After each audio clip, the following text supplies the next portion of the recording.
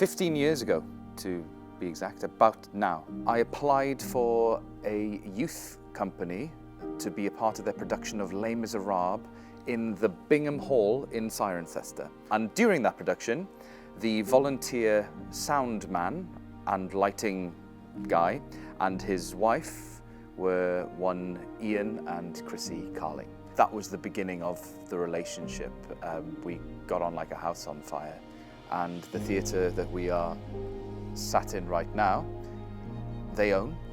I walked through the doors about 5 years ago now and thought, we can turn this into the best small theatre in the country.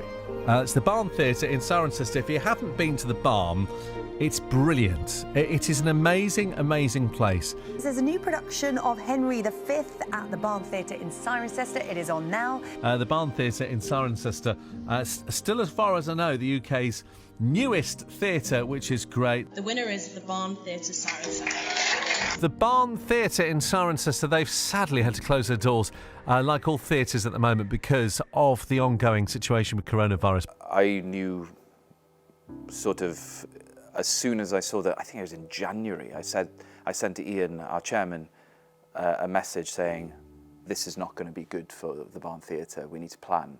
And then it went away for a bit, and then...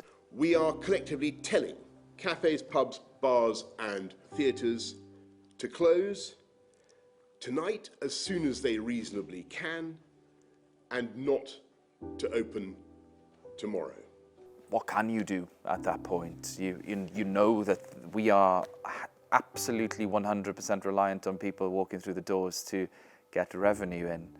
I am a believer that a theatre in a community is as big as a church, or as big as a pub, or as big as these places where you go to worship, go to socialise, a theatre can be, if done correctly, the source of vitality, life, friendship, love, drama, all those things in a community. We took the decision that the community more than ever needs us now.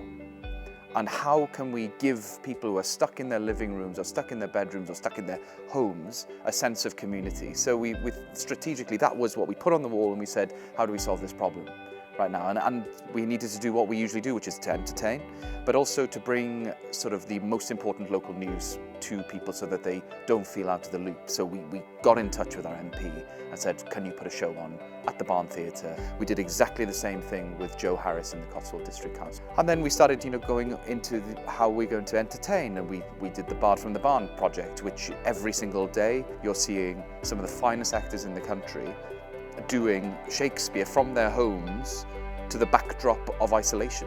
We got a hold of legendary mountaineer Kenton Cool, who's climbed Everest 14 times. He should have done it 15 by now if it wasn't for COVID-19.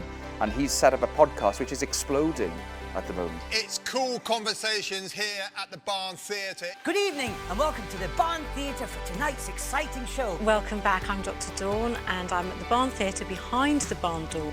Good morning, athletes, and welcome back to day 2 of Disco Fitness live at the Barn Theatre. Brilliant, and it's inspiring a whole generation of actors to get involved in theatre.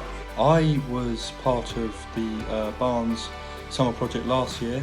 It's over a period of 2 weeks, and just everybody becomes like a family, and it's just one of the most magical experiences. It really is. We're talking Henry V this afternoon on at the Barn Theatre, the award-winning Barn Theatre in Cirencester. Well, I'd also like to thank the Barn Theatre for all they have done to help the local community during the coronavirus crisis. I want to have stuff on this stage as soon as possible, create new innovative ways of entertaining.